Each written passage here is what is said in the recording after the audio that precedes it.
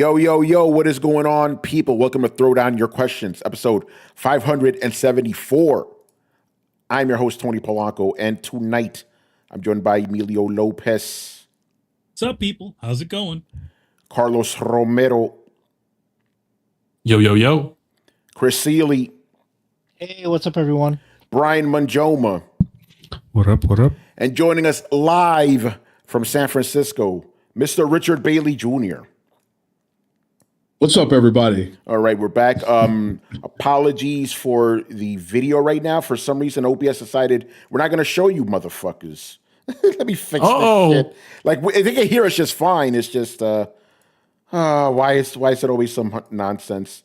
There we go. When you put OBS and Discord together, man, it's just, it's always some bullshit. like to do their own thing. Yeah. Okay, it's selected. It had my television selected. There's a reason for that, but I can't discuss that. Is it a skill? You already know. But easy enough fix. So welcome. Let's get into it, man. Questions. Starting off with Mr. Jolly Yellow Nerd. I'm seeing articles and posts saying people are apparently really happy with the open world parts of Resident Evil Requiem, and they may even want a fully open world Resident Evil game in the future.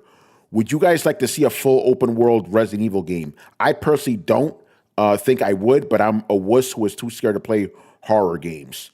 No, I don't want an open world game. And it's not about being scared. It's too much. Do make it, I like the fact that Requiem is nice and focused, like, I mean, I could say this, right? Because I did tweet about it. I'm playing Crimson Desert. That's the opposite. Not every game needs to be a giant sprawling open world. Why can't we have, more focused experience? I honestly think, and granted, I am saying this, in lieu of, Elden Ring doing it very, very well, but I would prefer if this franchise stayed the way it is. I think it would dilute things. It would just be what constant fucking zombie hordes running at you, That segment in Resident Evil Requiem is very well done, but it doesn't overstay its welcome, But yeah, what about the rest of you guys? I remember hearing that this game was actually supposed to be an open world game. I heard that too. Yeah. But they pivoted and made it sort of like, sort of open-ish locations, but not so open to where it felt overwhelming. Yeah. Oh, look at that. Shout out to Solitary Zombie, Kristen, who is one of our mods. She's been off for obvious reasons, with the kiddo and everything. But she says, nope, I don't want that. No open world Resident Evil. No open world Resident Evil. Yeah, Chris. Well, it's interesting because like the what was it? 8 was sort of open world-ish. Little bit, yes. But not so open to where it didn't, Yeah. Yeah. Chris, do you agree with your lovely wife? Yeah, absolutely. The reason that the series has sustained the way it is because, like, you're locked in tight corridors, right? Like rotting spaces, like underground, away from light and stuff.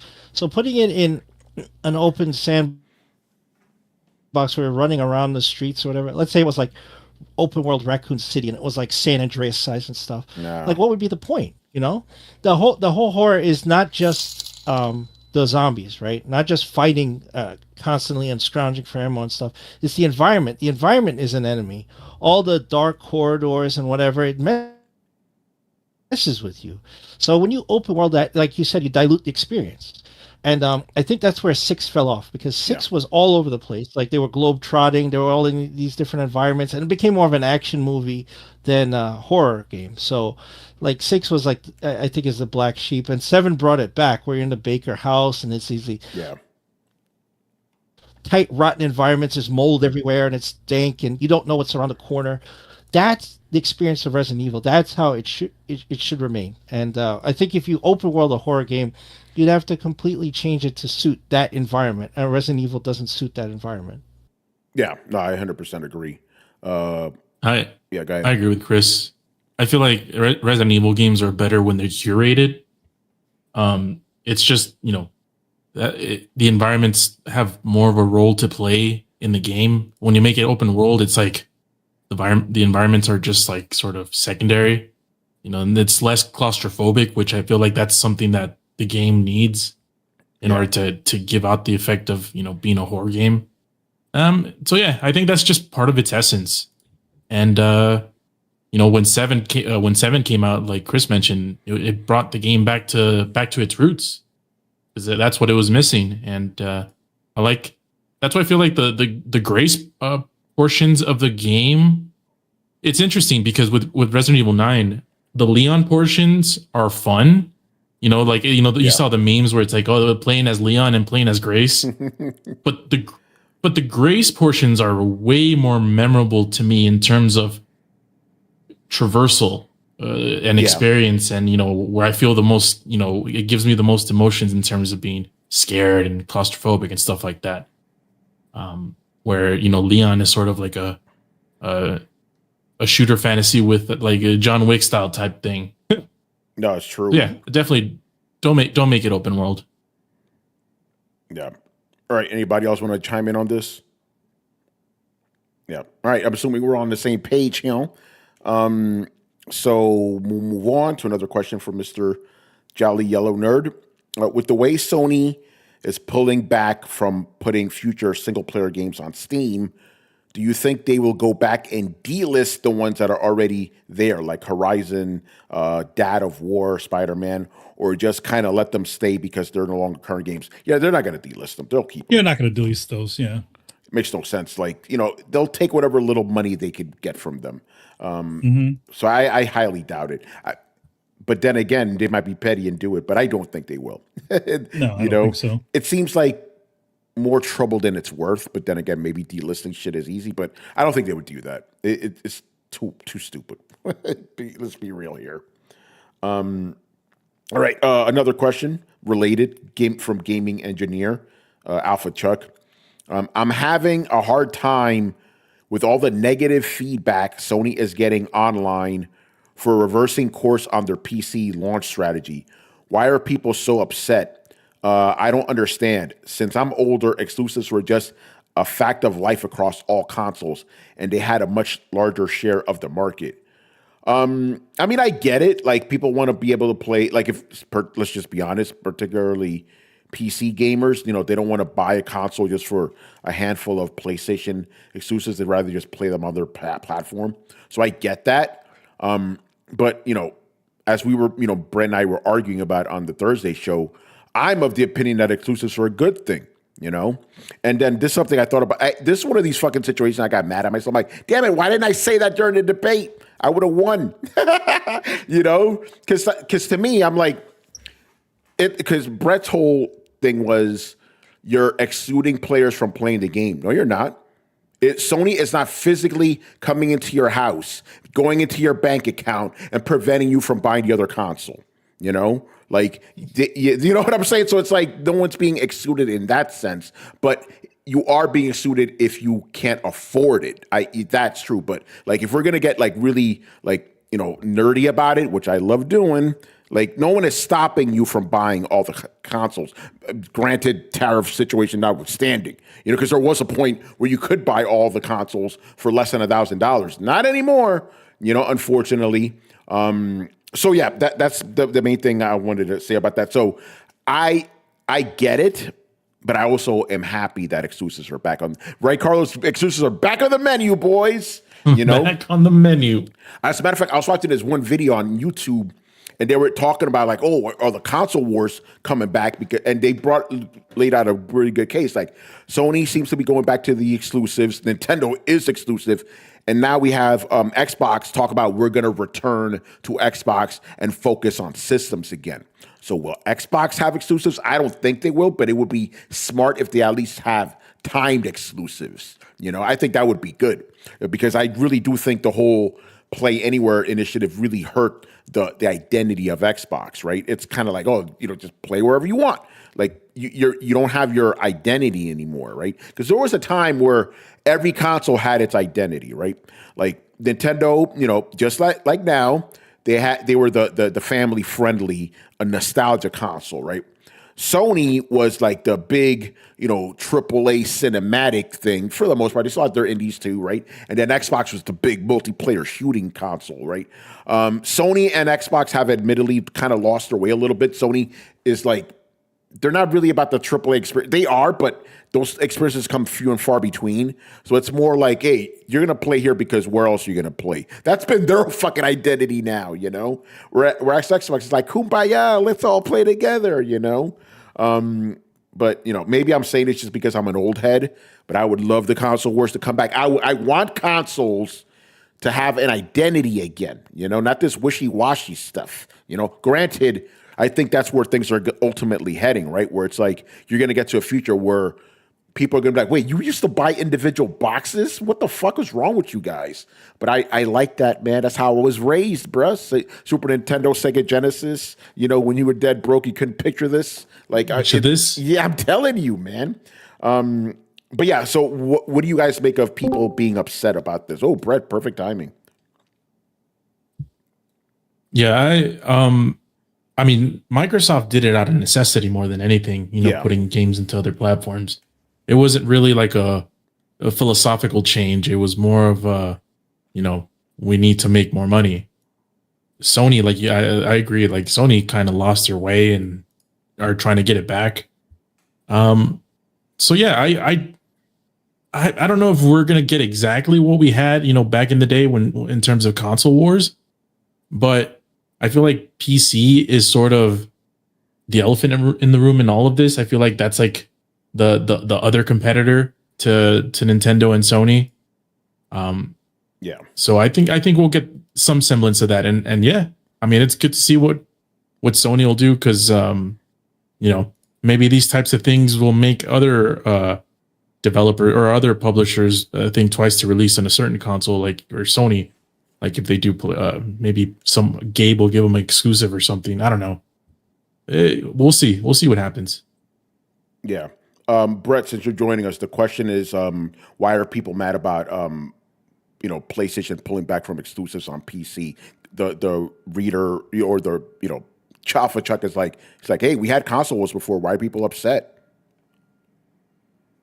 I mean, I think we touched on this last time when I went off on an unhinged scream rant about why I was so pissed about this. But it's before exclusives were good for customers, now they're bad for customers. Yeah, like I said, I agree. I understand why people are upset. We covered it on the Thursday show. Brett, this is the thing I wanted to say because I was like, it was one of those instances where fuck, I should have said that during the conversation. And you're gonna hate me. And you're gonna hate me for saying this, man, because it's so like it could be seen as an asshole-ish, but I'm gonna say it. Technically, about asshole-ish. Yeah, technically, no one is being excluded because if you want to play those PlayStation games, buy a PlayStation. No, Sony isn't coming to your place to stop you from buying an Xbox, right? So that's one thing I wanted to get out there. But I understand why people would be upset. Like if you're a PC gamer and you're getting PlayStation games, now you're not going to get them. I get it, even though I'm of the opinion is I want consoles to come back. I want them to have an identity again because except for Nintendo, Sony and Xbox have lost theirs. I would like them to go back to the way things were, even if that's an unrealistic dream. No, okay, but see, here's the thing. I think you drifted the opposite way of what I had intended. Like, look, when I'm saying that, people are monetizing lack, that's a thing. That's exclusivity. That's entire brands, man. That's fucking Coach, right? The whole point of Coach is that you don't fucking have it and you can't fucking afford it. It's a legitimate thing. My problem is the fact that a lot of times, it's kind of like the idea of the shadow, right? The darker aspects of the human self, right? You let that shit just run off leash and you go around being a terrible fucking person while congratulating yourself for being a good person. Okay, case in point, right? Somebody told me the other day a perfect fucking story about how they came out from shopping and somebody had hit their car and they had left a post-it note that just said, sorry. Didn't give any information, didn't give a phone number or any contact information or anything like that. And she went home to her husband. She's like, I don't understand what is this? Why is this a thing? Why did she bother leaving know? He's like, oh, see, what happened is she didn't want to take accountability or, the repercussions from her actions, but she also didn't want to feel like a bad person. So she made a half-ass attempt and told herself that, this is going, sure, this is good enough. I'm a good person, right? And like, I think that's kind of an example of like, yeah, see, if you're not aware of impact on others, then sure, yeah, you could be like, cool, yep, did good. When in actuality, you're running around being a huge asshole. So I don't think anybody's doing any favors by being like, oh, the idea of me having something and being giddy that somebody else doesn't have it, that's not a thing I would do. That's not a human behavior. Get off your fucking pedestal. Yes, it is. It's absolutely a thing. If they're doing that on purpose. Because again, I'm up the opposite end where I'm not going, oh, I don't want them to get games. I'm more like, I want the system that I paid for to have experiences that only are available on this system. I'm not even considering like, oh, twirling my mustache. You are a very frank and blunt person. Yeah, you are a very frank and blunt person. So I don't expect that of you.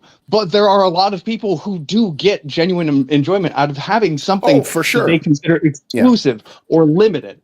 And they just don't choose to look at it at the inverse of like, oh, I'm enjoying this because other people don't have it, right?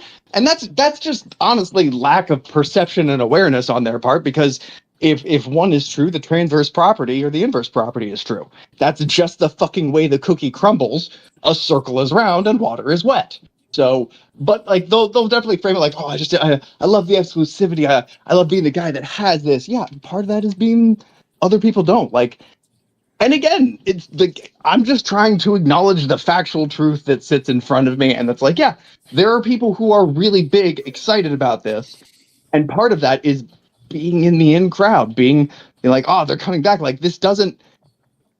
And I think for you, you're in a different place. Like my disagreement with you would be like, I disagree with you that the idea of exclusivity without any competition is somehow going to increase quality. Generally, we would call that a monopoly, and we don't classically see quality improve in monopolies. We see quality drastically drop off. So, I disagree with your assessment of the situation, but not necessarily your point of view.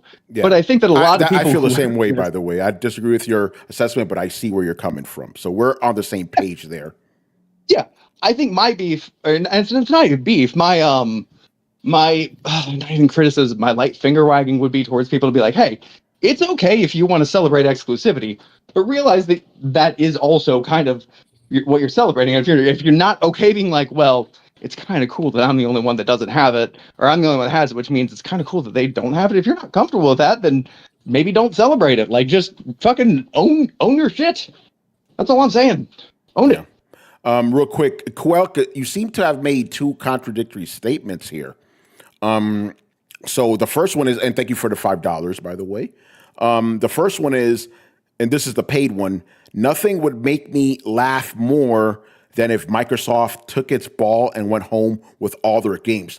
So that statement is advocating for exclusives. The next statement, he says, exclusives are bad for consumers. This is a non-argument point. Which one is it then? Those are two different statements there, bro. Because I agree with the first one. I've been consistent about this. I think from day one, Xbox should have said, oh, we own Bethesda now. You want those games? Buy our fucking system. They should have done that from the jump, So I agree with that. The second one, I'm not sure about. So let me know, Kuel, like, which statement is your actual opinion? Because you just literally gave two other opinions. Let me add the addendum here, because I want to ask, is the second statement a statement on the way that things are, or the way that they should be? Because like I can understand if he's saying like it's the way that, like, if he's saying like, look, if Sony's going to do exclusives, I would laugh my ass off if Microsoft went home and did the exclusives thing too. Yeah. Because then you end up with a competitive field. That's what I want, Brett. That's what I want. I would love them. That's what I want too. Yeah, I would love it. Be like, Activision, that's our shit. You want to play Call of Duty? There's one place you can play that shit on the motherfucking Xbox. Yeah, I love mutual competition. Mutual competition is great. And I think exclusivity in competing brands is part of that. But I also think that the current way that it stands is kind of bullshit and a no-win scenario. So I can kind of see it. Yeah, what were you gonna say, Carlos? I feel like what Kyola is saying is like, oh, like technically if people can't buy a game in their system and they have to spend, I don't know what, like $600-700 to play it, you have to buy a console, another console to play it. So like by definition, it's anti-consumer. I think that's the way he said that statement. But what about the previous one where he says he wants Xbox to take its ball and go home? I mean, that could just be irony. I mean, yes. And I'm giving that one more credence because you paid for it. No. Well, maybe QL is saying, maybe QL is saying, I want Xbox to be exclusive, and I know I know by definition it's anti-consumer, but I don't give a fuck. Okay, that would actually make more sense. Yes. What if this is I don't promote murder, but I definitely support John Wick? You know what? Yes, you could have those opinions. Yeah, okay. Well, is that what you meant? Because that actually makes sense to me. You were basically saying I want them to have exclusives, but I acknowledge they're anti-consumer. That's fine. That's logically consistent. Anyway, we pretty much touched on this on the Thursday show. So we'll move on to the next question. Ooh, Drunken Demon, one of our favorite fans, over from the UK. So first question, there's been some advice, but I'm not sure from who or where, that reviewers should hold off on reviewing Marathon until the endgame is released in mid-March. What do you guys think? For no reason whatsoever, Brian, I'll let you go first. What do you think? I think that's a very odd statement, if that's true. Again, obviously don't know, but I also have been hearing the same thing, and it's just strange because I understand the idea of review embargoes, so you don't talk about the game, or you don't talk about the game before its launch. Fine, but this is a case of you're not putting out a review after the game is out until the end game exists, which raises multiple questions. One, why not just put out the review anyway? Because again, it is a game that exists and people are paying money for it. So that's one thought. And the other thought is, why not have the end game exist when you launch?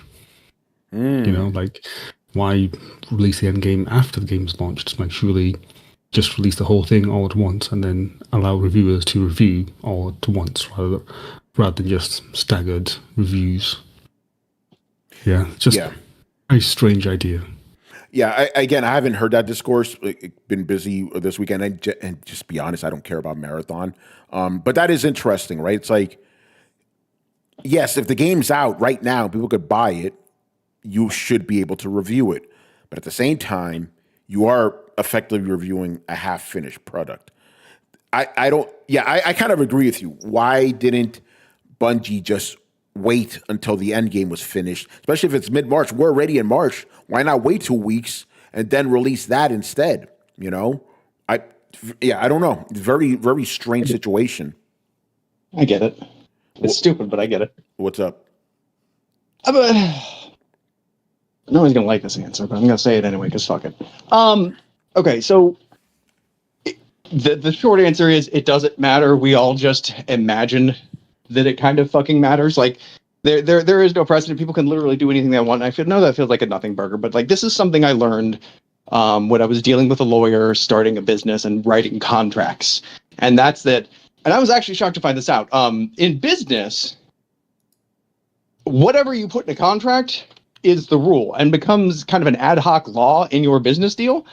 And I mean, just pretty much just about whatever. You can put the most you can put it in there. The partner will be ejected from their seat if they're caught eating a ham sandwich on a Tuesday or the third day of any month. And that shit flies. It's kind of like fiat currency. It's just the power that we put behind it, right? And Bungie made the critical error here of just assuming that, well, if we say it, they'll probably listen. And like, that's the dumbest fucking thing ever. And I think that there will be people coming out of the woodwork to defend that statement, and they won't know why. Kind of proving Bungie right of like, yeah, like nothing fucking matters anymore. Broken games are released all the time. Like, we'll just say, hey, don't do it. And people will probably listen because they want to continue to have a relationship with us. It's just the slow fucking erosion of integrity. Hey, I hate to sound like an old man, but that's what it is. Yeah, real quick. This is really unfair. Yeah.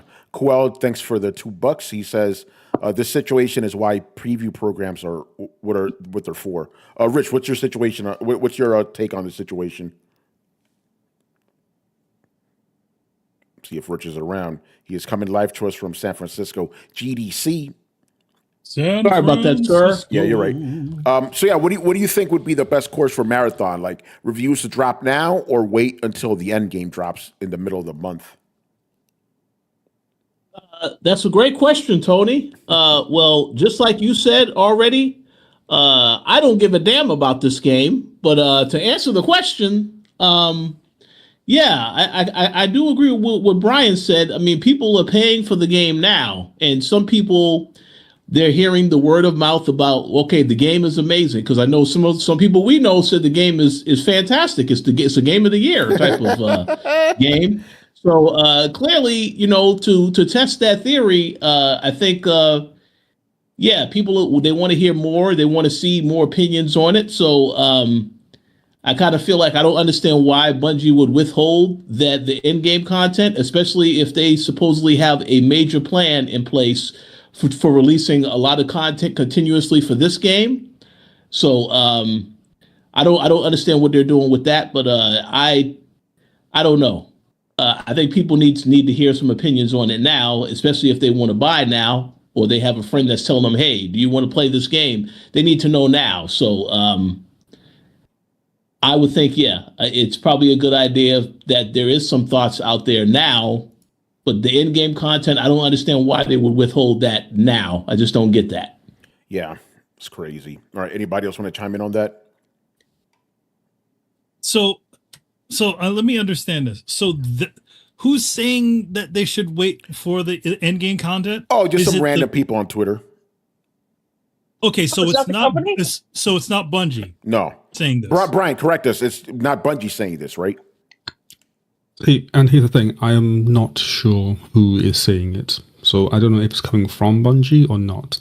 When I talked to Drunken Demon about this question, he said that he's seen something on Twitter, which was a screenshot of some text saying that this is the review notes from Marathon. Interesting.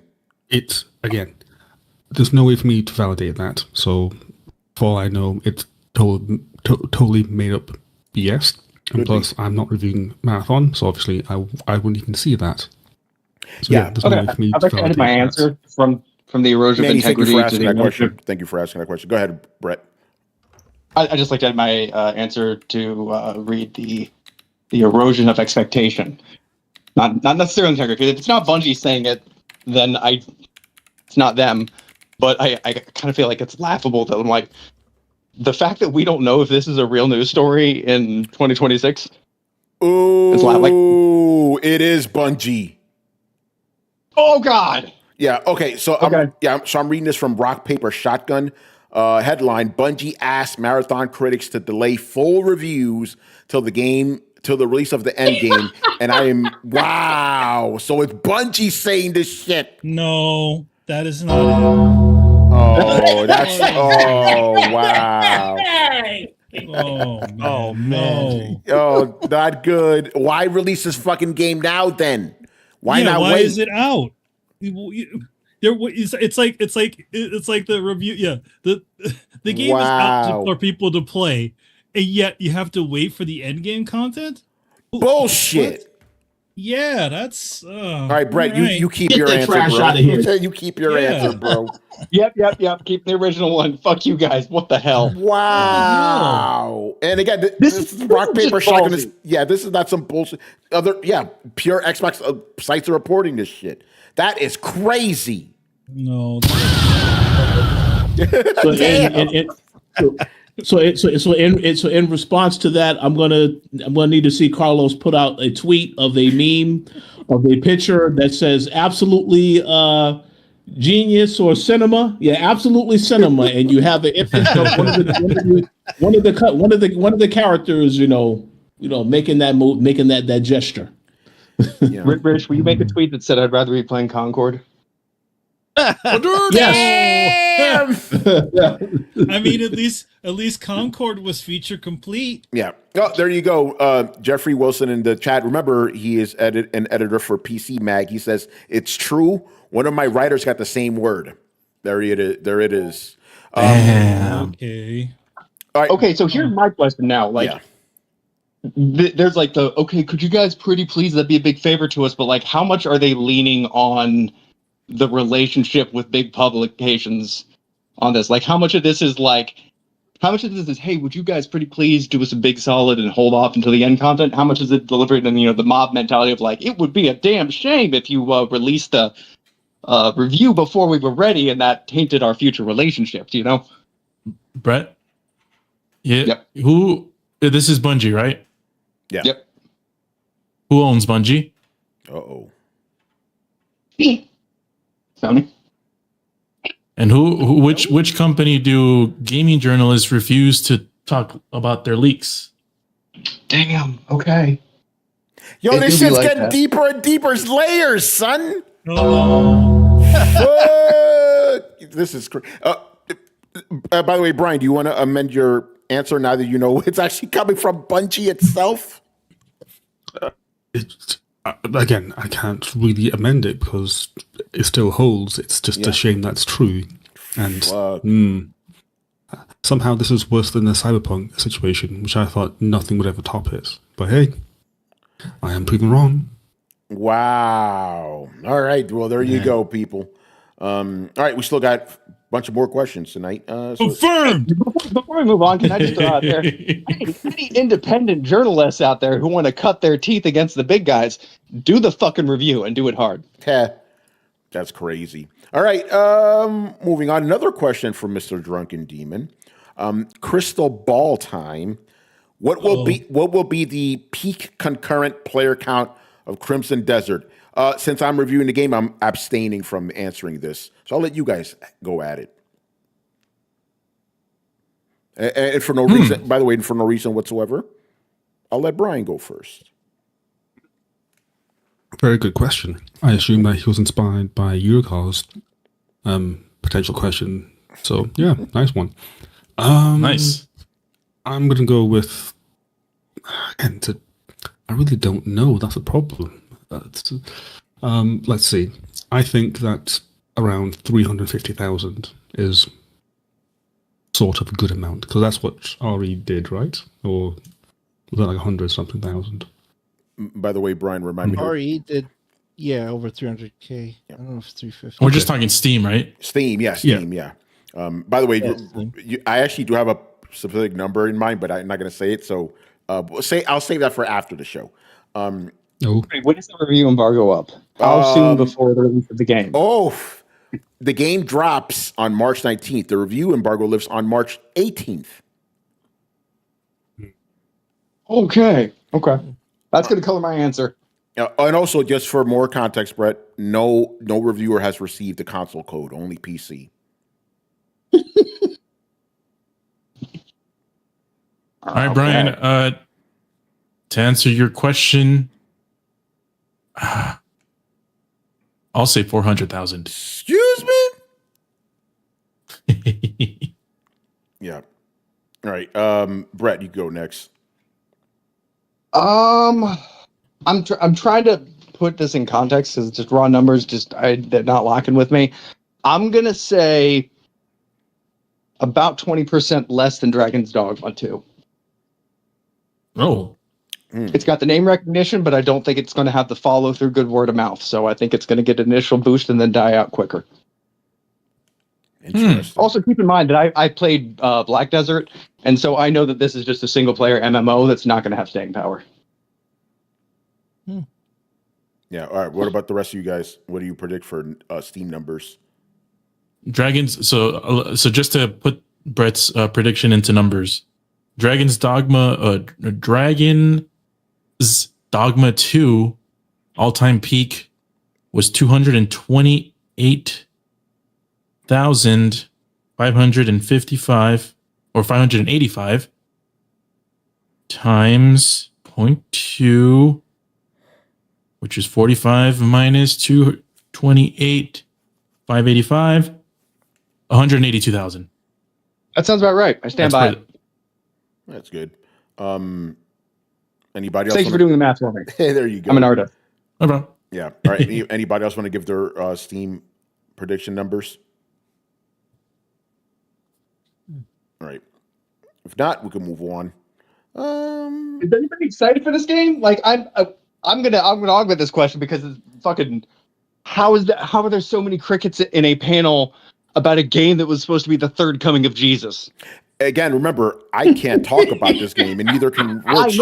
I know, but there's like, well, I'm gonna be there's 4 other people in here.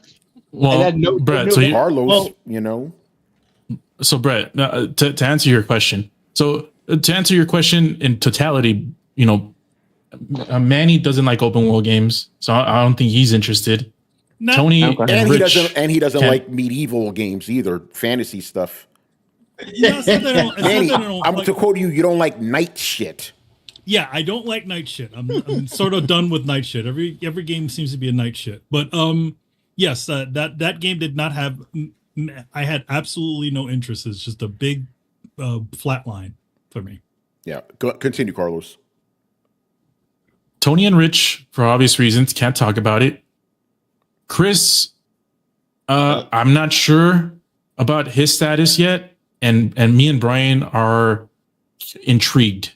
And I wouldn't say hyped, and I would not dare put that in Brian's mouth. Hyped up about a game, but intrigued, I would definitely do that. I want to hear Chris's thoughts. I'm also intrigued. Chris is lost in Resident Evil. No. There's no such other games. Hold on, I want to hear Chris's thoughts. Chris, are you excited for this game, or are you interested? What's your stance on it? Oh, for Crimson Desert? Yeah.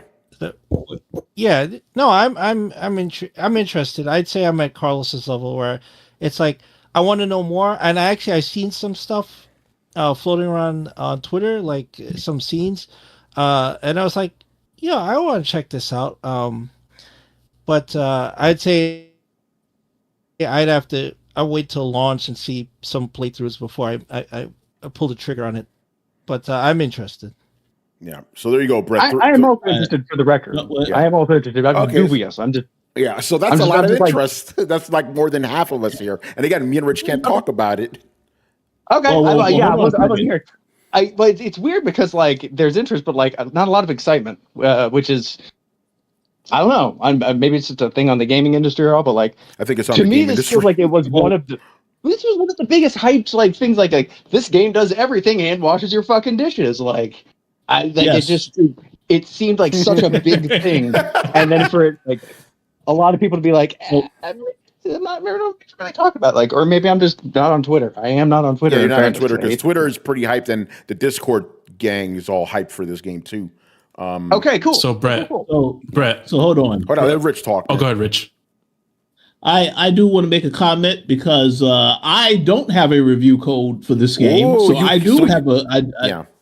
Yes, I do have an opinion, and my answer to you, Brett, is I was interested because I saw the game at GDC, I saw it at PAX West, and my interest has now diminished because of this whole controversy with the console key situation. Okay, see, that's been my read of the room. Is like everybody was excited, and then the excitement diminished, but not drastically enough to like plummet off. But everybody just kind of like, I don't know, we'll see now. Like, bro, like 6 months ago, everyone was like, oh my god, this game's gonna be the best thing ever. And now we're all at, we'll see. I don't know. I just felt it was worth pointing out. Yeah, no, it is. Yeah, it is but absolutely worth pointing out. But to be fair, like for example, me, Brian, and probably Chris, we can play it on PC. So like the console thing doesn't really matter, even if it's shit.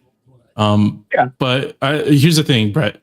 We're old veterans here. You know, we've been to so many trips around the world in the gaming world that when it comes to a new IP that has a lot of hype from a studio, we have no clue what I mean, they obviously made games before, but I think most of us haven't played them. Yeah, no experience. So we're cautiously optimistic. So we don't want to start any hype trains on something we don't know what we want to tie ourselves to. And that's actually the other reason I kind of brought it up, is I was like, I'm kind of genuinely wondering if it's a downtrend of interest or if it's kind of a fatigue of the way that the industry is doing things in general. Like, are just the same notes not hitting as well? Or is this just kind of like their marketing has missed the beat? I think Well, but you hold on real quick. I think you kind of hit half of it on the head, Brett. I think people have been disappointed by hyped games so much. They're just being cautious in general now. I think that's what's happening. That and would have huge implications for the industry in general. Yeah. And Brett, for me, I've watched a couple of videos on it, and now my YouTube algorithm, that's all it recommends to me is Crimson Desert videos. Yeah, would you like some more Crimson Desert? It's gotten worse than garbage. But like, I think for me, it's like it's industry fatigue. Like, it's like the game hasn't done anything wrong. It comes from, like, I played Black Desert. It was fun, but it's also an MMO. But like, I guess I trust them to go to a single player game more than I trust the fucking racing game studio to make fucking Fable. So like, there's nothing inherently wrong here. It's just, I don't know. I'm usually the guy that's like riding the hype train into the fucking sunset and being like, if it's a disappointment, I'll just catch the next train. And I'm not. And like, for those of you unaware, like, I'm feeling better in my personal life than I have done in fucking forever. So like, it's not like I'm just not feeling it kind of thing. Like, I am jazzed about life right now, and I'm still just like, no, man.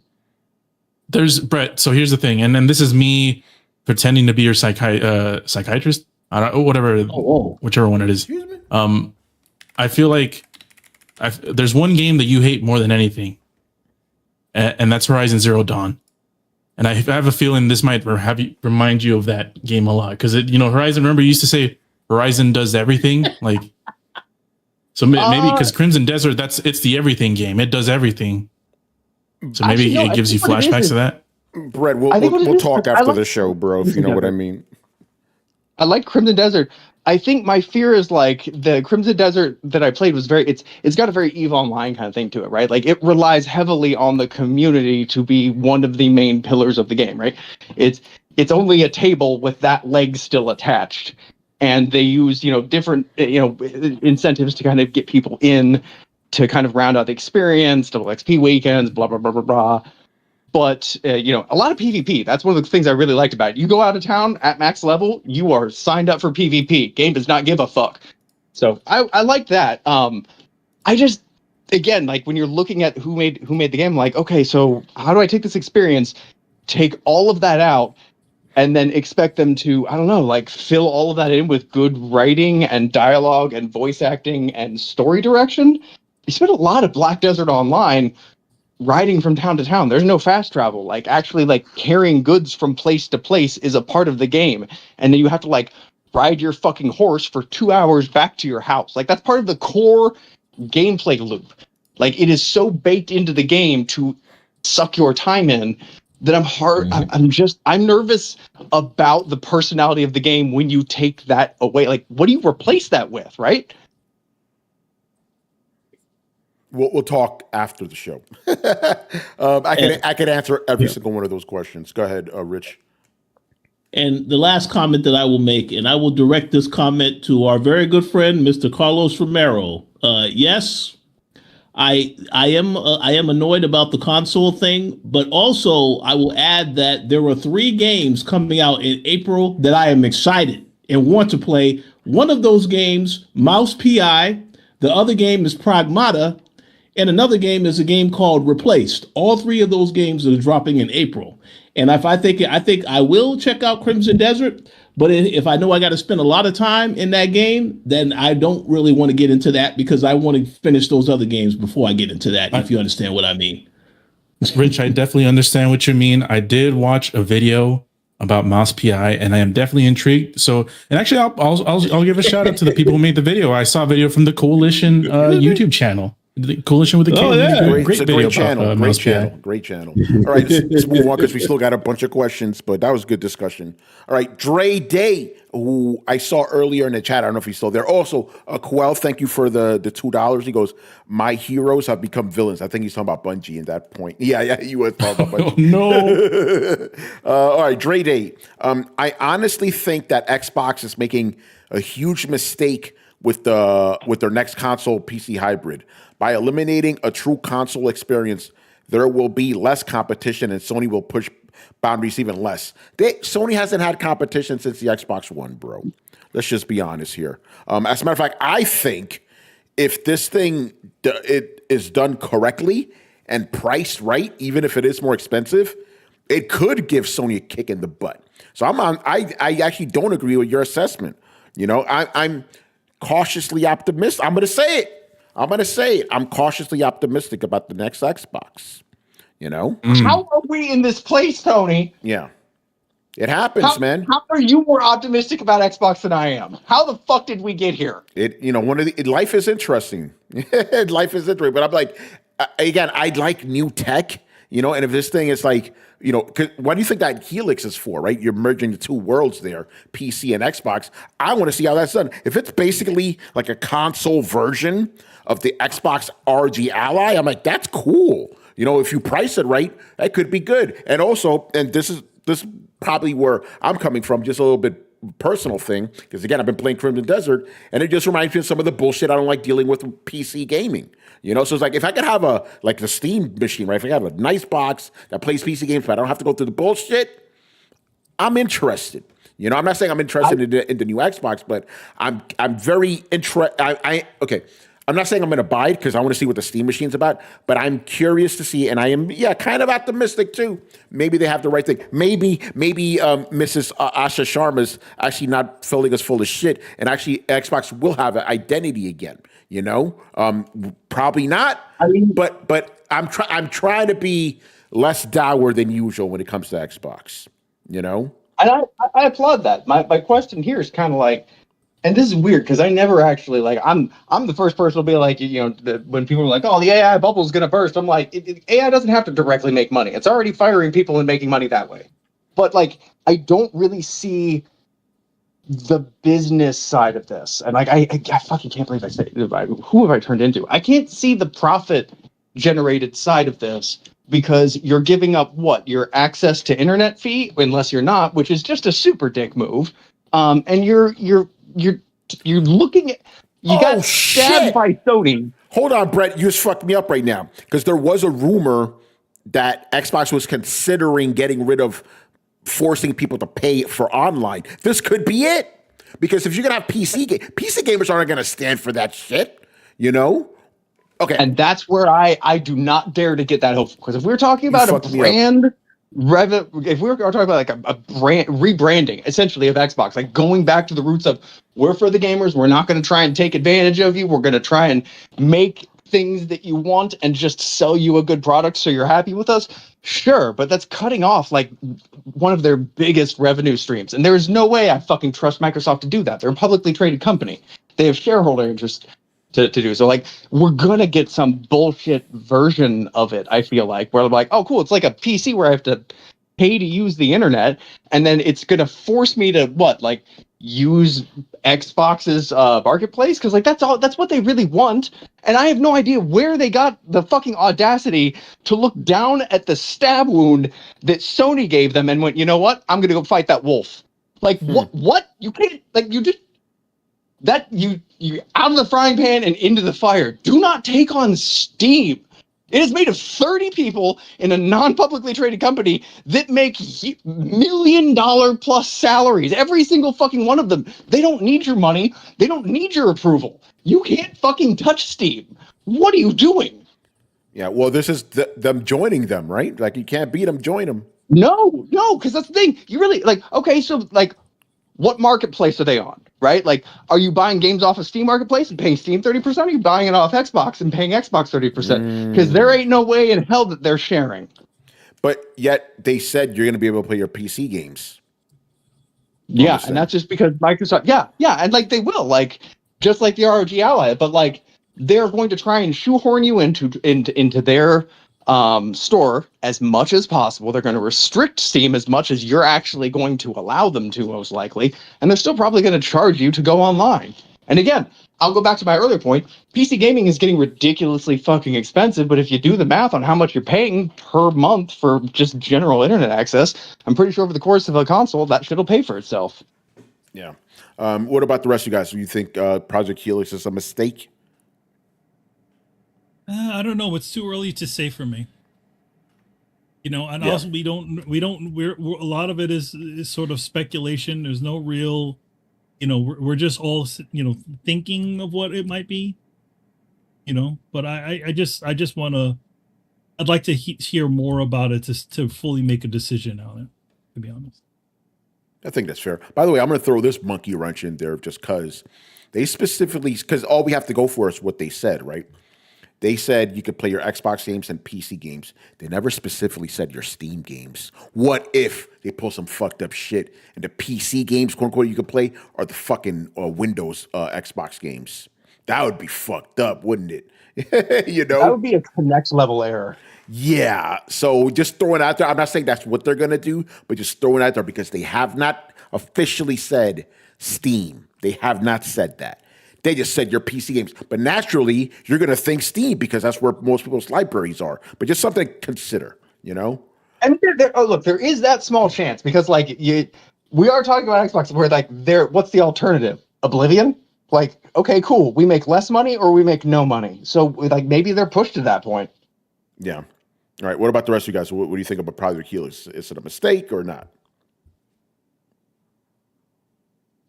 I mean, well, I'm more in the Manny camp. We'll see.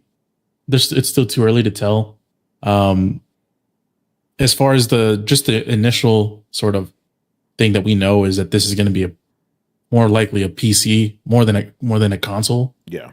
So I'm happy that they're doing something. They're trying something else because everything they've done previously after the 360 just hasn't been working. So if they can make an Xbox PC and it's affordable and it plays all the Steam games like you mentioned, it has their storefront, it does Epic, it does all of it, then I feel like, and it does it at a competitive price, it could be a viable place for people to play the games. It could be the entry point to a PC where people don't have to spend $2,000 to $3,000 and build their own PCs and wait for price cuts and RAM to go down and all that stuff that makes gaming on a PC more complicated, or HDR settings or anything like that. So I feel like that would be a pretty neat place or pretty neat niche to get for the market. And if they don't do Steam, it would be idiotic. Yeah.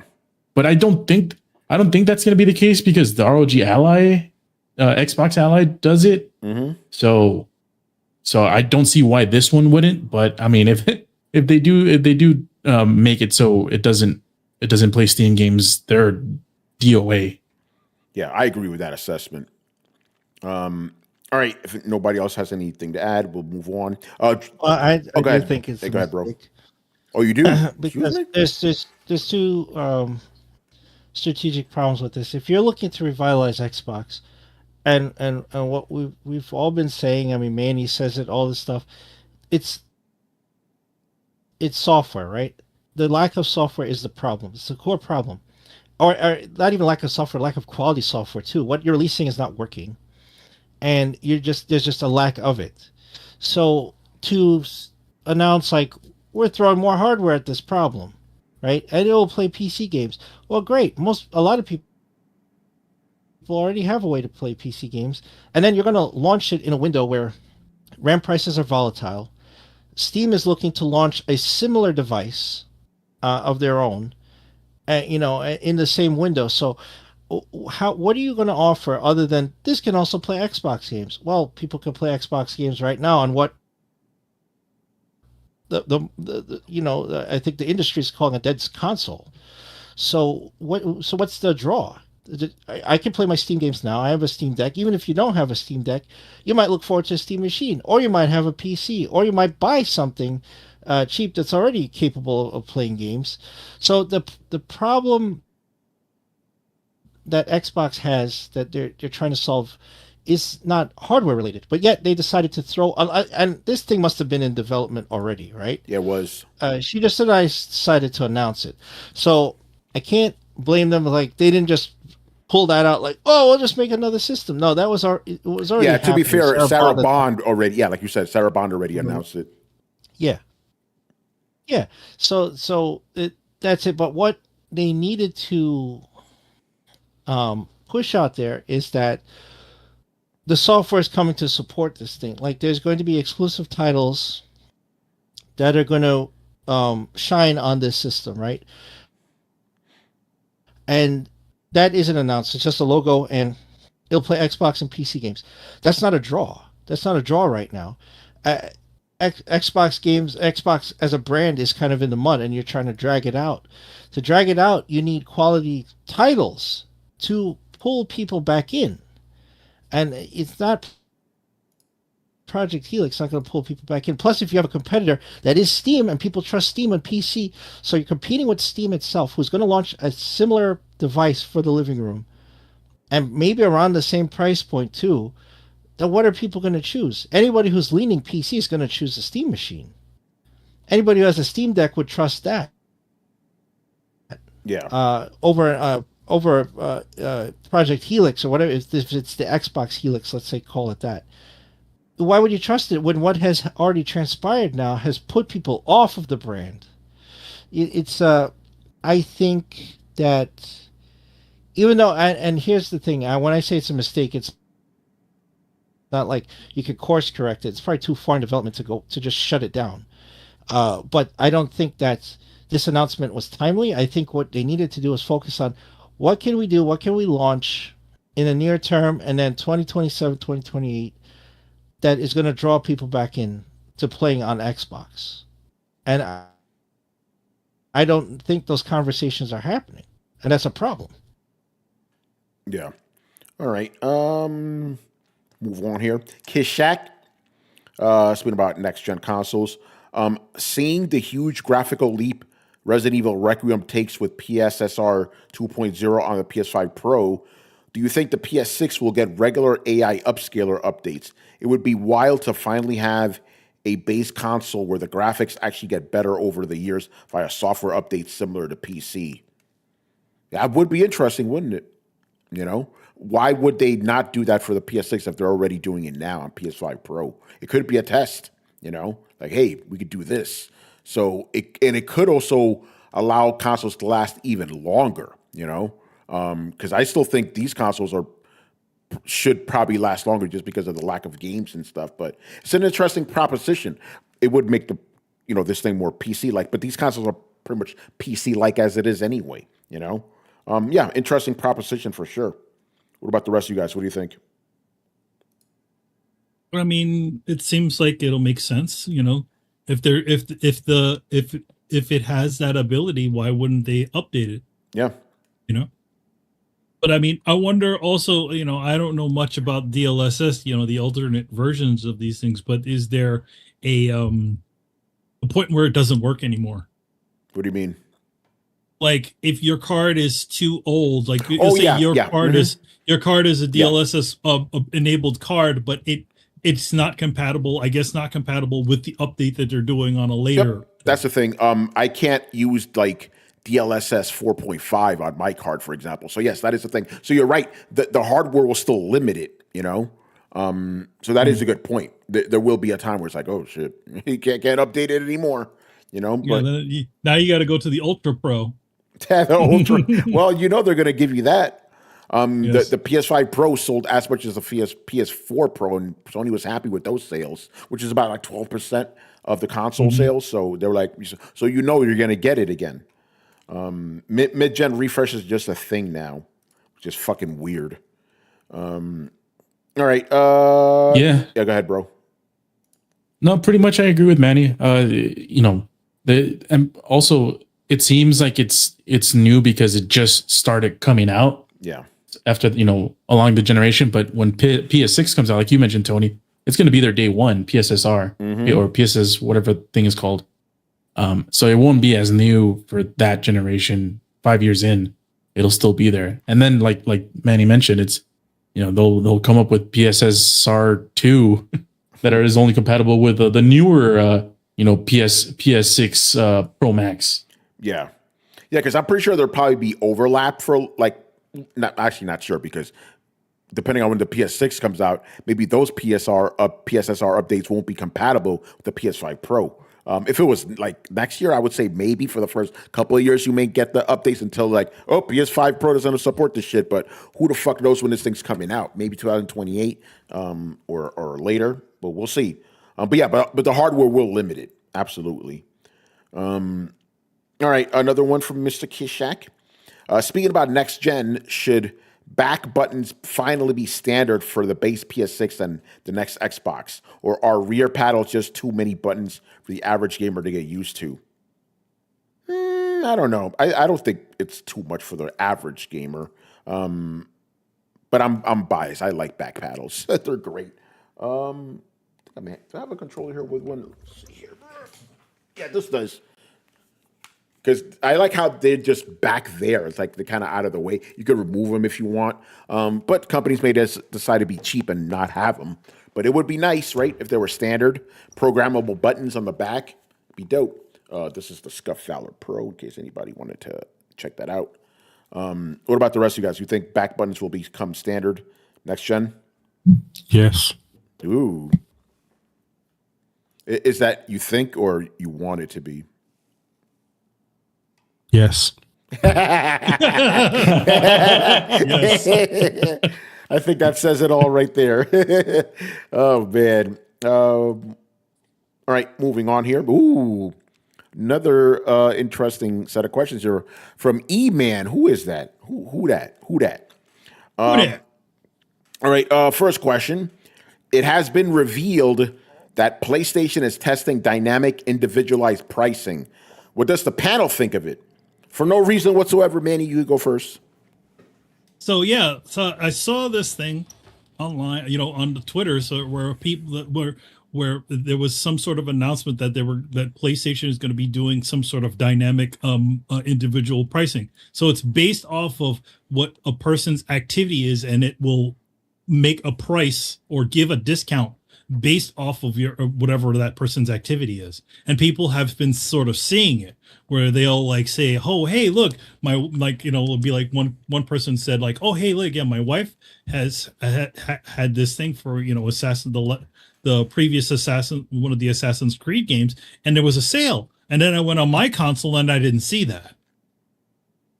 So they're giving other people, slight price, discount. Right now they're saying it's only discounts that they're seeing for individual pricing. Not the other way around, right? Not the other way around. They're not charging somebody $80 for a game. So It's like, man, that's like, I think Tony, when I talked about it to Tony. Yeah, I want to talk about this. Yeah. It just sounds like what stores do. It's so weird. And the other thing about this, and it also kind of reminded me about, because Adam used to be very active on PlayStation. He played a lot of games. He bought a lot of games, and he would get that's where the emails come from. He would get emails with like different types of like discounts and offers that he specifically got. So they're obviously emails. Yeah. So, he's got the emails, and then all of a sudden there's a price, he gets a discount on some game, or he got some sort of perk, or he got something else. So, and then also another version of this is, so not a lot of people know this, but when you cancel your PlayStation Plus account, right? If you do it incredibly close to your to the time that your I can't remember the time frame, but if you do it very close to the time that your subscription is about to go out, it will throw you a discount. I can't remember how much it is, and I can't remember the time, but it does actually do it. So it's like, okay, so obviously PlayStation and Sony are looking at your activity and trying to get you to buy a game or get you to resubscribe. So it's kind of scummy. So yeah, this is the thing I want to talk about, because a lot of people don't know about this. There's a thing called surveillance pricing, where basically, let's say you buy something online, right? It knows, it like based off your credit card information, like, oh, this person lives in this zip code, and that's a fancy credit card. we're going to charge them more. I'm not making this up. This is a thing that actually happens, especially at grocery stores, right? Like if it sees that you like maybe live in a kind of like more destitute place, we got a shitty credit card, it'll lower the price. If they see, oh, this guy probably makes a lot of money, bump the price up. This reeks of that. It hasn't happened in the other direction yet, where it's like, hey, you know what? This guy lives in a fancy neighborhood and he's using an American Express card, $85 a game. That hasn't happened yet, but I fear it could happen because it's already happening in other places. Hey, please look into this surveillance pricing. A lot of people do not know this is a thing. It is absolutely a thing, and it is absolutely fucking scummy. So I want to reframe, because I agree with you 100%, Tony. I'm just going to come at it from the other glass half empty point of view. Like, so we do. Are there people out there who think a multi-billion-dollar company is going to invest the time and energy and money into finding out about variable pricing and then use that information to make less money? Yeah. I'm interested to see what happens when gamers start getting charged fucking, $85 for a game. Ooh. Yeah, I mean, here's the dirty irony. Like the thing I just brought up, that's illegal. You can't do that as a company. That is literally illegal. But the thing Tony said, that's very legal. So I don't trust it. I don't trust it for a fucking second. That nobody willingly gives up power or money. Yeah. What about the rest of you guys? What's your take on this PS Store dynamic pricing? I feel like the best way to handle this is to institute a gaming freeze. Oh, no games? No, look at freeze prices. No, I mean, yeah. These companies, man, they'll come up with some of the most ridiculous, creative, scummy, different ways to get every single dollar from you, man. Yeah, this is crazy. I mean, like Tony, like you mentioned, it's like, yeah, you have an American Express. You live in a 90210. Your game is $200 for Silksong. Yeah, for Silksong. Like, oh no, bitch, you're paying the full price for this one and some. And again, we're not making this up. This is a thing that's actually happening now with grocery stores and other places. This is a real thing, Yeah. What scares me is that, like, historically, when you see this stuff, like, yeah, it'll start with like, oh yeah, you get a shitty credit card, so you can get a little bit cheaper discount, right? But after these systems are in place for a while, if you look, it's never the people who are affluent who are the ones getting fucked. Mm-hmm. It is the people who can barely afford to eat dinner who are making DoorDash payment plans on a Chipotle burrito.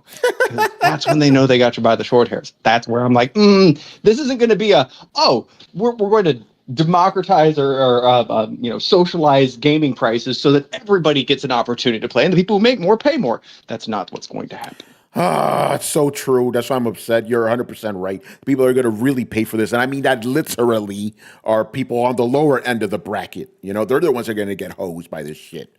That's fucked up. So we'll see, man. Coel gives us another $2. Xbox has just for you sales. I got some easy ones. I got some good ones. Yeah, that's good. But yeah, we'll see about this surveillance pricing bullshit. Those supposed to be, because I talk about alignment a lot. Those could be about engagement, right? Like getting you to buy a game on sale versus not buying a game. That's still more money. So I'm not 100% black and white on this one. Like there is still room to give sales for engagement. I just don't fucking trust variable pricing in any context. Agreed. All right. And you don't need variable pricing to give deals to people. Like fucking Microsoft, they already had that shit. They are like Adam got, like we said, Adam used to get shit. Like I used to get discounts on games. Like back in the day, you could like earn credit, like money towards games and shit. Like not discounts, but actual like you have Xbox Game Pass or credit or whatever the fuck ever. Like it's not new. So like what? Why are we acting like it's new and aiming at something new and attaching a dangerously exploitive technology to? Because none of that makes sense. Yeah. All right. Moving on here. Another one from Mr. E-Man. Lords of Shadow is a controversial topic among members of the panel. In a recent interview, a former Konami employee claims that Kojima did not like working with MercurySteam during the development of Lords of Shadow, citing that they ignored his advice. Does the panel think this explains the fact that Kojima was nowhere to be found for the sequel and for the game's ultimate quality? For no reason whatsoever, we'll go to Manny for this one. Yeah, I'm wondering. It's something I wonder. I wonder if that the reason why the Lords of Shadow. To be honest, we a lot of us on this panel do not care for that game. It's trash. They're both trash. It's like Lords of Shadow is trash, and then the sequel is like even worse trash. I had to review those fucking games, man. Yeah, those games. Get that trash out of here. Exactly. So yeah, I think it makes me wonder: would the Lords of Shadow first game been a bit better if had they listened to Kojima, during the process of making that game? It's interesting how you get Kojima as your producer. That's what he was, right, in that game, and you don't listen to him. What? Well, I mean, to be honest, I think that his producer role is sort of like a lot of the superfluous producer roles that you find in Hollywood. Yeah. In fact, Hollywood had to put a big control, put a control on all of that because there's a lot of people get their name put onto films that have absolutely nothing to do with the fucking production. Yeah. Adi Shankar. So, so I think his producer role was not fully like just superfluous, but I do think his main reasoning for being there is to get attention for that game. Saying that Kojima had something to do with something has an effect on on a title, even if it's just him. Because like you look at a game like Zone of the Enders, right? The original Zone of the Enders. He did not direct that game. Yeah, he was just the producer on it, but the main director of that game is somebody else. It's not a Kojima game with giant quotes. Yeah, neither of them are. But that name, But that name, having that name recognition, and then also I think his portion of the game was really just the localization part of it in Japanese. That's where he had the most thing. So I'm thinking it's like, the question is like, why would you just ignore what Kojima said? Yeah, that's it's stupid. It's an interesting, like, because hey, it's the guy. Hey, he's made a bunch of pretty significant games. You'd think he'd know what he was talking about, right? Yeah, it seems like they just used them for the name recognition. That was it. No, I think it was the name recognition and all that, but I think at least from my experience at Konami and in MercurySteam's defense on this side, I think because the process of communicating with everything has to go through Konami Japan, right? And there is a bit of a not a separation, but a delay in communication, back and forth, because things got to get localized, things got to get translated on their end, things got to get translated on our end. Things may not come through right away, Johnny, on the spot. So who knows if Kojima puts down, like, he's like, I played this build, and then now he's got to wait for so and so to translate whatever he said and send it over to them.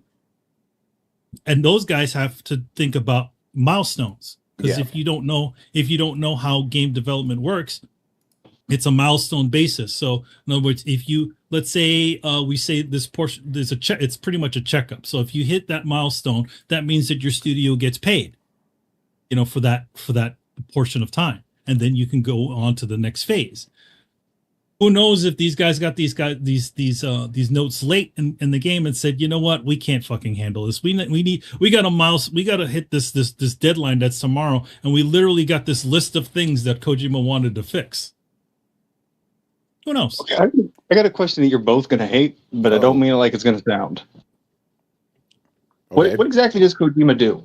Like what is the secret sauce? Like I played Metal Gear Solid. Like I didn't up to like number 3. So like I didn't really see the overarching, like, this is what he brings to the table across all of his games. Like, and like I could say like Miyazaki with Elden Ring, right? Like Miyazaki brought, pretty much the same story he's always brought, the game mechanics, and George R.R. Martin brought the incest, and that was about it. So like, what is it that what spice does he bring to the table? Because like when we're talking about like, oh, his suggestions were ignored, I'm having trouble without context there. Like story or gameplay or mechanics or engine, like what exactly is he advising on? Well, if the way usually this sort of stuff goes, if a producer is giving sort of feedback on a thing, they're usually probably giving he's probably giving gameplay suggestions. He's probably also saying like, hey man, this level is way too fucking long. You probably need to shorten this a little bit because people are going to get bored. Or man, the controls on this game are absolutely atrocious. I keep jumping onto this thing and I'm landing on it, but I keep falling. What the fuck is going on here? Like, it could be stuff like that. Okay. I mean, I guess I'm realizing I don't know what a video game producer's job is. I know in Hollywood it's usually, like you said, a tag on, but like in games, I'm not sure. In games, producers actually have a lot more hands-on because they're usually people that are within, they're usually people that actually have made games. So like if Hideki Kamiya is giving you, if you're working at Platinum Games and Hideki Kamiya is your producer on it and he's giving notes, he usually knows what the fuck he's talking about because he's developed games.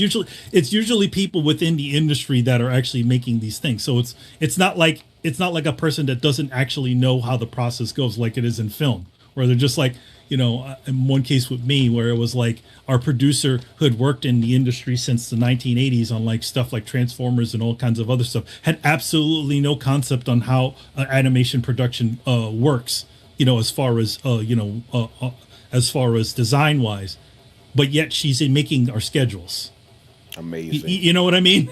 Stuff Yeah, like that. I'm like, okay, so like it sounds like he's generally doing non-gameplay and non-story elements.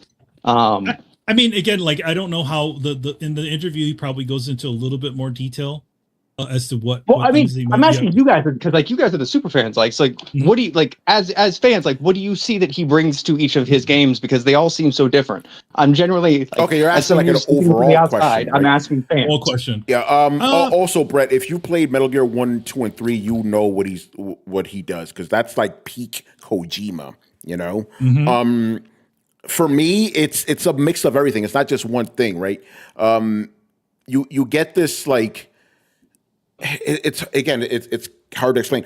I'll just rattle off stuff. I love the whole like meta-ness of these games. They're not just like just the game itself. It's like they're speaking like breaking the fourth wall type of deal. Like self-aware. Yes, very self-aware, right? But at the same time, there's an earnestness to them, like a they're self-aware, they're earnest, but they're also silly too. It's like he's blending all these things that shouldn't work, but they do. It's like when you play a Kojima game, it's like when you see a specific artist drawing, like, okay, that's it. Nobody does shit like that. It's that weird mix of like, because it shouldn't work. You shouldn't have a game that's like dead serious about nuclear war, and then there's a fucking monkey there drinking cola, and it just fucking works somehow. So seriousness in Death Stranding too? Because I didn't get that vibe, but I didn't play it. Yeah, Death Stranding has that too, where it's like, wait, what the hell that just happened? What the fuck was that? But just random shit. And I hate to use this term because it's such a gay term, but it's so true here. He's a legit auteur, man. He's a vibe curator. But like, what does that mean? Okay, so like now that I know that, what kind of things do you think he put forward that was ignored? Like Manny said, like level and gameplay balances maybe. Because Kojima, he's into everything. Like he'll scrutinize crazy shit, So I'm wondering, like, it probably wasn't just. I don't think it was just story. I think it was probably some gameplay shit, like, hey, what if you do this? What if you do that? Brad, you remember the Psycho Mantis shit, like stuff like that. I don't know if he suggested that, but that's all creative stuff, which is why I'm like, I don't feel like producer is like. I mean, I guess producer is the highest ranking hat he wears, but like he's so muddled in the creative process that I don't feel like producer feels so removed. Yeah, but he is that. He wears a lot of hats. Producer, director, story writer. Apparently not in this game. Yeah, not for this one. No, not for this one.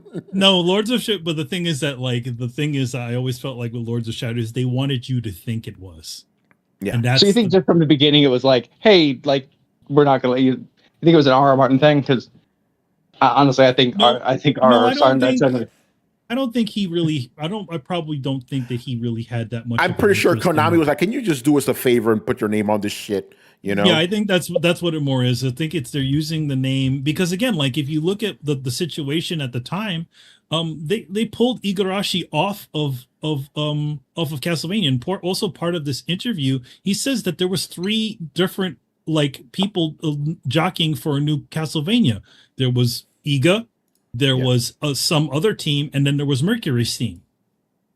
So there was 3 of these guys that just sort of saying, "Hey, we got this Castlevania thing." So I'm guessing one of them, maybe the MercurySteam one won because it's God of War Castlevania, right? And then they said, "Okay, listen, we know that this shit happened. We're pulling Igor off of these things. We need to give this thing a bump. Kojima, can you put your name on this?" Yeah, and Kojima was a company man at that point, so yeah. Go ahead. Yeah. Tour for that? Like, I'm gonna be honest, that dude is most likely somewhere on the spectrum, and I mean that in the most complimentary way. Like that probably dude is. thinks Yeah, different. Probably He is. thinks different, and that means like you're not gonna bring in a like diva, visionary, creative, fucking whatever. You're not gonna get him there, put him in the cup chair in the corner of the room, and expect him not to fucking say something. yeah. Yeah. Like, what kind of idiots are you? Konami. You just answered the Oh. question. right. Yeah. Anyway, let's move on, man. Another one. Actually, this one's a sponsored question from Mr. Rum. Your death. He's taken up one of E-Man's extra questions here. A recent Bloomberg article reports that NetEase informed Nagoshi Studio that it will cut funding in May. What does the panel think of that? It's fucked up. For you guys who don't know, Nagoshi is the creator of the Yakuza series. He left, he left Sega to form his own studio. And I'm forgetting the name of the game that he was working on, but things were generally going along. It was announced at the Game Awards, I believe. And then when NetEase saw that they still needed $44 million for funding, they're like, "Nope, we're done." So now they're looking for more funding for this game. Crazy shit, Yeah. It's You know? oh, go ahead. Go ahead, bro. Might be time to reinvent the wheel a little bit. Like that guy's got enough of a hardcore following that you could, and I know I'm not a big advocate of this, like you could do the kind of early access and get that 40 million most likely pretty fucking quick, as well as some support and suggestions for how to make sure the game's a critical success, as well as the love of your fans. They love being involved in that shit. Like. Just got to be careful because we've seen crowdfunding for games for the beloved developers have gone in the past. Mighty Number 9, But then there's Bloodstained Ritual of the Night. That is also true. So I generally agree with that. I generally agree with that. Put your shit out in crowdfunding and let the people fund that shit. I'm with it. I'm just saying it's not necessarily a dead end in today's day and age. Like when fucking Ubisoft is crashing and burning and firing thousands of employees, I think if you still retain any right to your IP and have partial funding, you're halfway there. It's like it's a glass half full kind of thing. And I think us gamers are at the point now where like, good, fuck them, I'll support you. Like I just knowing what I know now, just this, I'd be like, yeah, I'd support that game. I'd throw $20 towards that game. And then if you're like, hey, we're gonna release it in installments, like it's gonna be $60, but you just pay me 20 now. We just need to get some shit started. I'd be like, yeah, I'm in. Like, I'll do it for the plot, man. Just fucking do this shit. Fuck Ubisoft. Yeah. Yeah. So we'll see what happens with Nagoshi Studio, but hopefully he either finds a backer or he just decides to put that shit on crowdfunding. Because the game looked cool. Yeah. Give enough balls to walk away once. I think he can do it again. Yeah.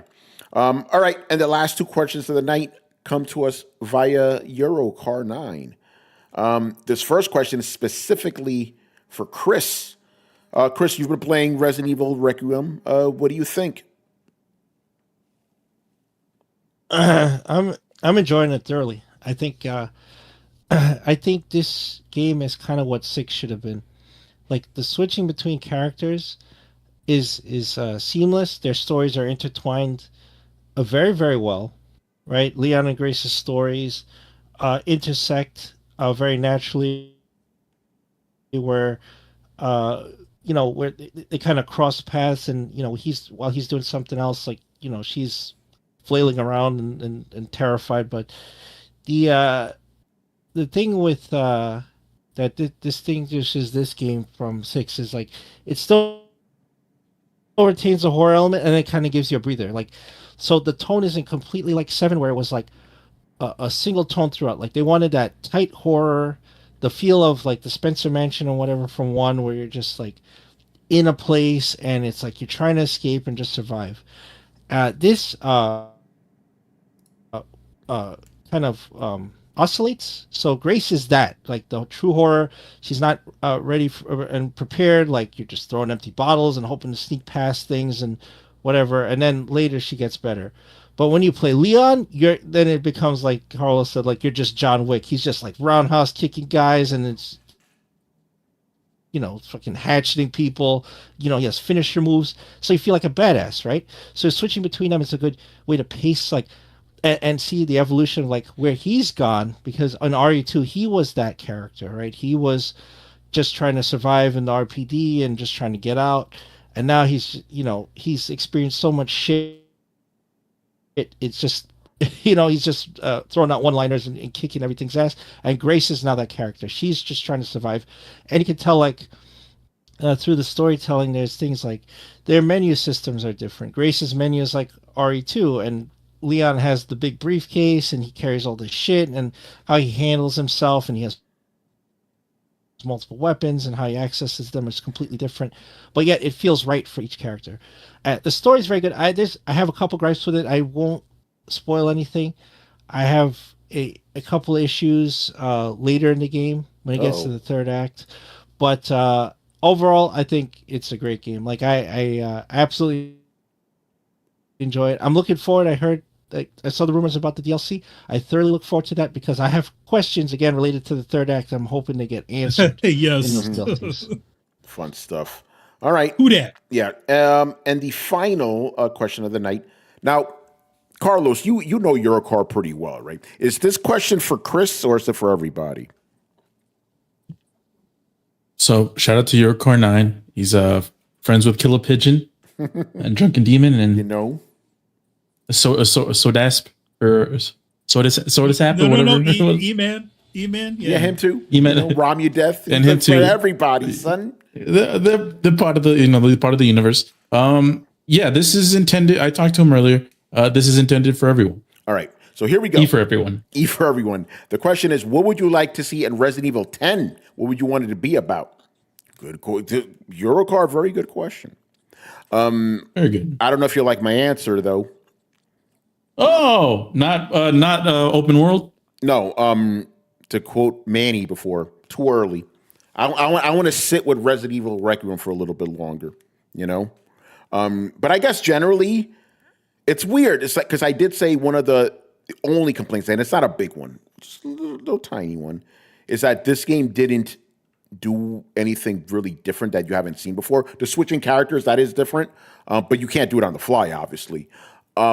So with me saying that, I want them to do another one of these because I liked it. Like where you have one character that's like very survival horror focused and another crazy one. Maybe you could have like a new character as the scared one, and then fucking Chris, Redfield, as the other action character, punching fucking boulders and shit. That'd be punching boulder. Was it Resident Evil 5? That's it, man. Punch those motherfuckers, into bits.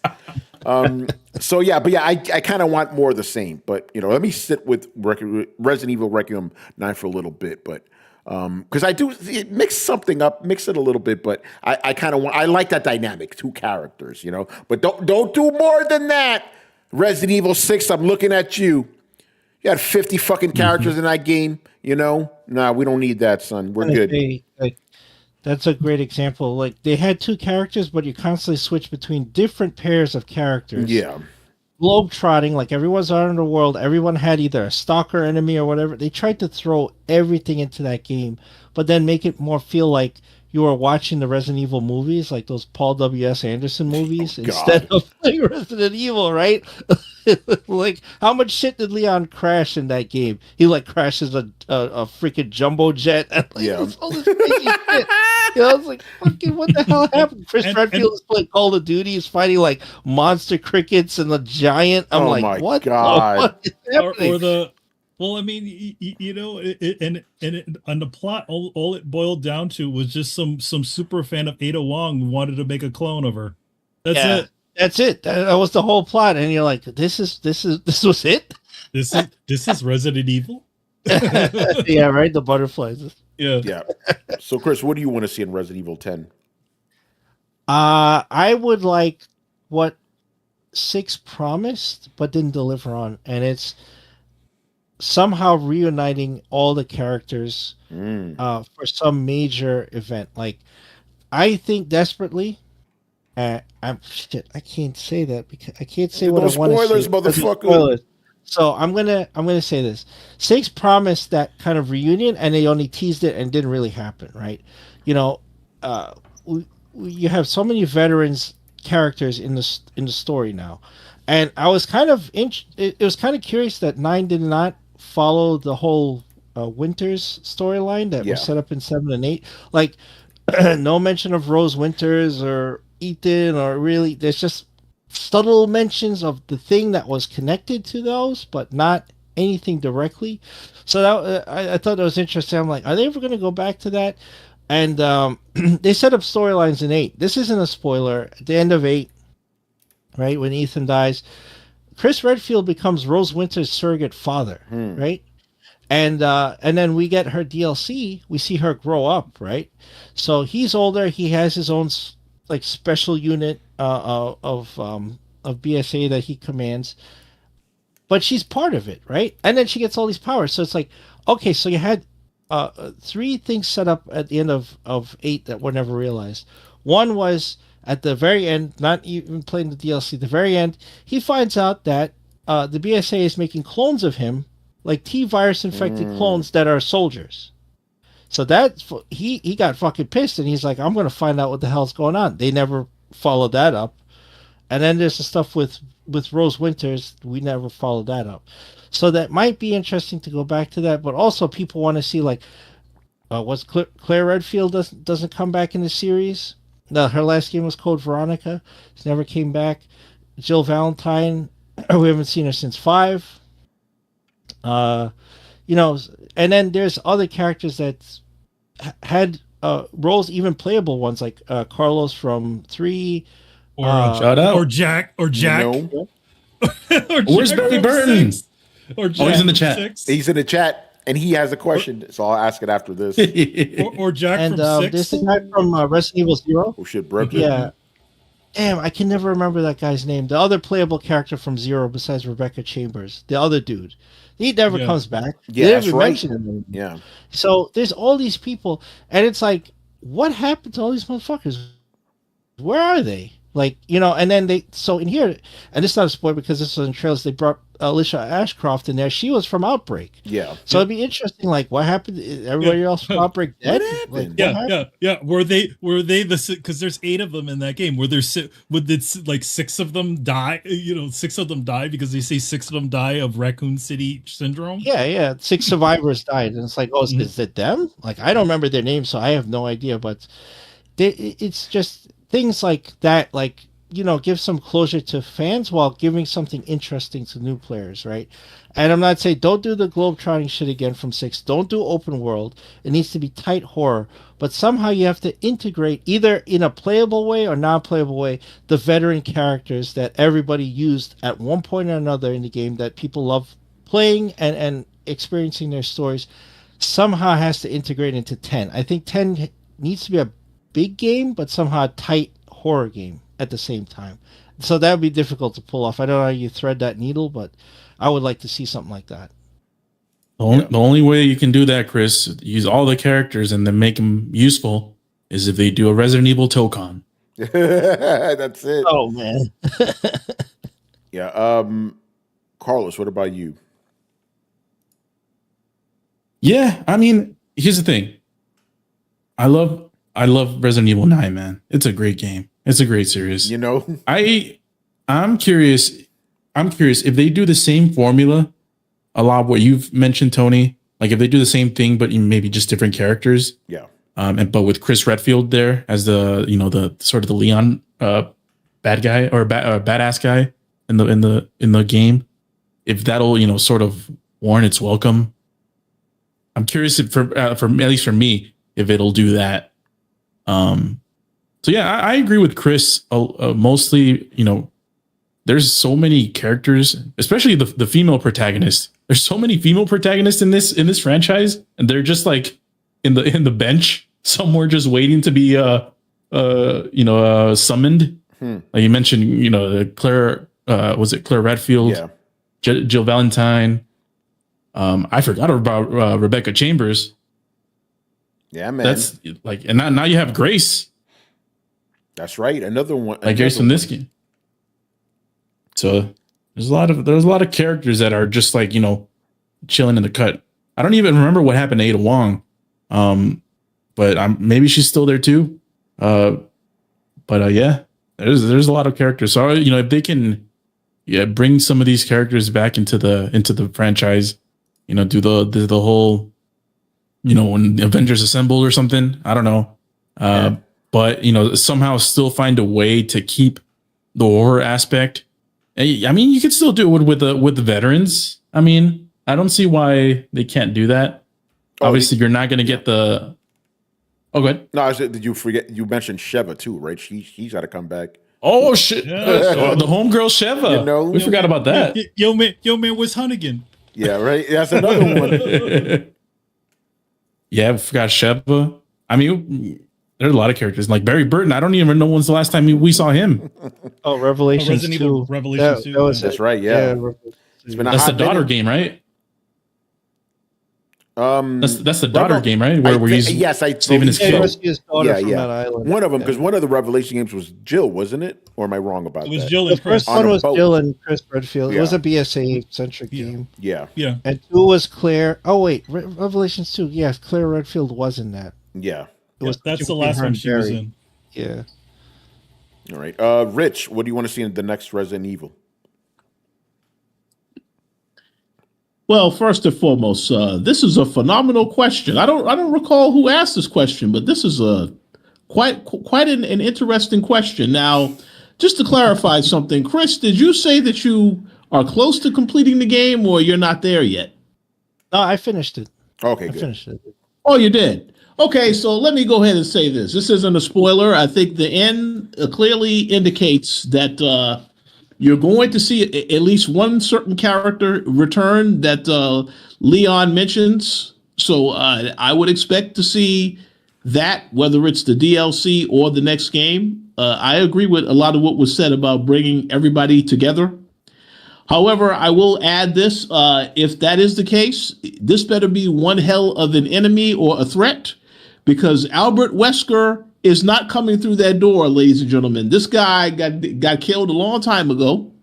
We saw what happened in this game. Multiple times. Oh yes, and we saw what happened in this game with the villains, so to speak. The villains, so to speak. So clearly, I would like to see who is going to be the threat in the next game, and I think that next game will be the definitive ending of this series before they decide to. Because I know they're going to make a 1 that they've talked about doing 1. There were rumors of 1. There were rumors of the Code Veronica being another one they were going to do also. So I figure if they're making all of this, it has to be for a reason. And I think it's because you're going to find out what happened to these characters down the road. So that's my guess. But let me also make this comment, because I saw this the other day. I don't know if you guys have seen this. There was a story circulating online because at the end of the game, they suggest that Leon is married. And apparently there are some fans, some obsessed fans, who are trying to put together theories. They have actually been messaging the director of the game, taking his responses and compiling their own thoughts with what he said to try to determine who was the person that Leon is married to. So for those that are that obsessed with these characters, probably need to get yourself checked out mentally. But yes, I think they are. I think they will. They're going to answer that question though. He didn't mention that they're going to provide answers when the time is right. But no, go ahead. Go ahead, Manny. I mean, that was all in the concept art too. So the use of this, it wasn't any sort of secret. No, okay. Yeah. So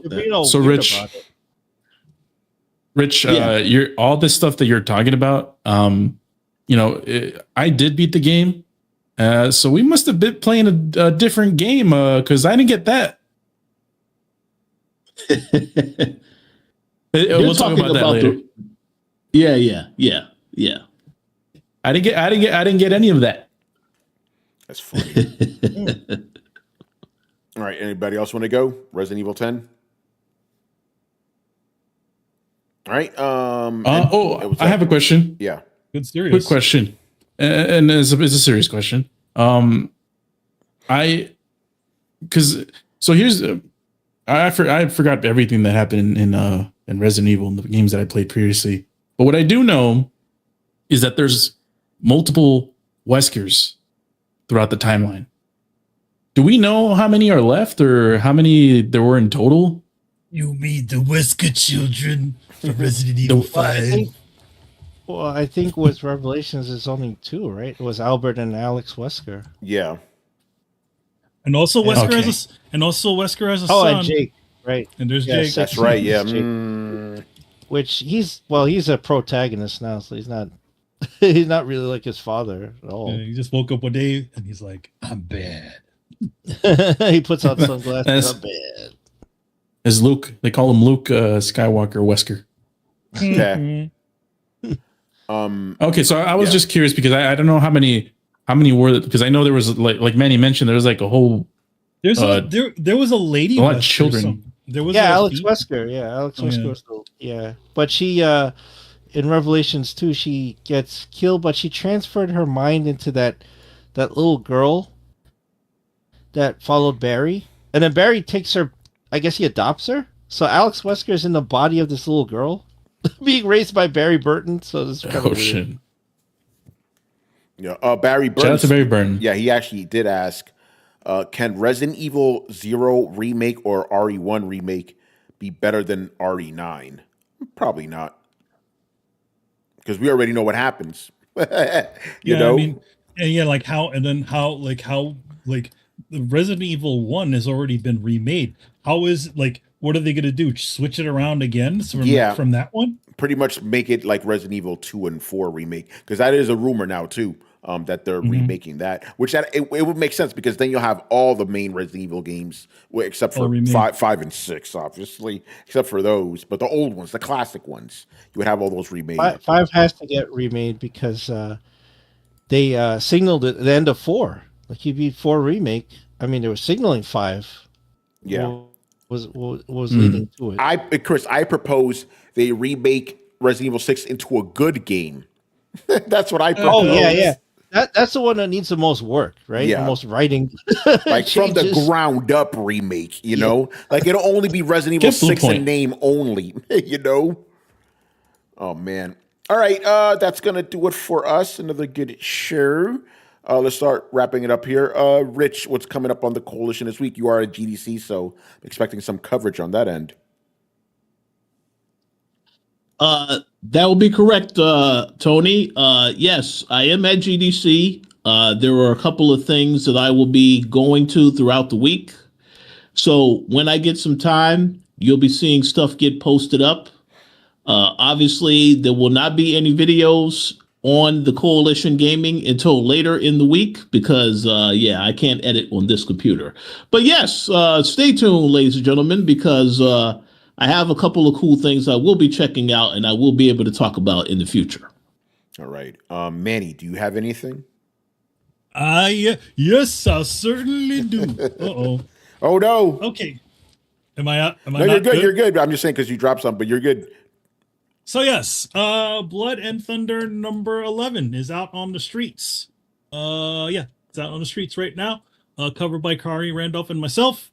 So let's see. Written by Robert Kirkman, drawn by EJ, Tech Jacket team. So good to go. That's out now. And then we have this will probably be the end of this one. TMNT Battle Nexus number 5. out in the streets right now, covered by Carter Randolph and myself on the right side. On the left side is the director of TMNT 2012. Also, if you miss out on this cover, which you might because it was a pretty popular one, they actually printed it on the inside without any of the cover dressing. If you are a Boston Celtics fan and went to the recent game, you might have noticed some artwork that was sitting on some of the seats. Those are cheer cards that Kari and I did. So so far, I can't remember. I think we have about 6 of them. So yeah, this one, the last one was for the Lunar New Year. So we did a Lunar New Year one, and this one was actually the NBC team. Who do a lot of the coverage of the Boston Celtics game. So there's if you're in Boston, which Rich is not in Boston. It's funny. You probably, and you were at the Celtics game, you probably got one of the cheer cards there, and they're all exclusive and they're numbered. So yeah, that's what's going on in the streets. All right, good stuff, man. Let's wrap it up. So make sure you follow Throwdown on Twitch and Twitter. Subscribe on YouTube. Join the Discord. And check us out on your favorite podcast app. Links to everything down below. Once again, I was your host, Tony Polanco. And tonight, I was joined by Emilio Lopez. See you next time. Chris Seeley. Hey, take care, everyone. Carlos Romero. Peace out. Richard Bailey Jr. Have a good week, everybody. And Brian Manjoma. Later, people. All right, guys, we shall return on Thursday. Later. Laters. Hey, peace out. So Salvatore Ganacci. Oh, man.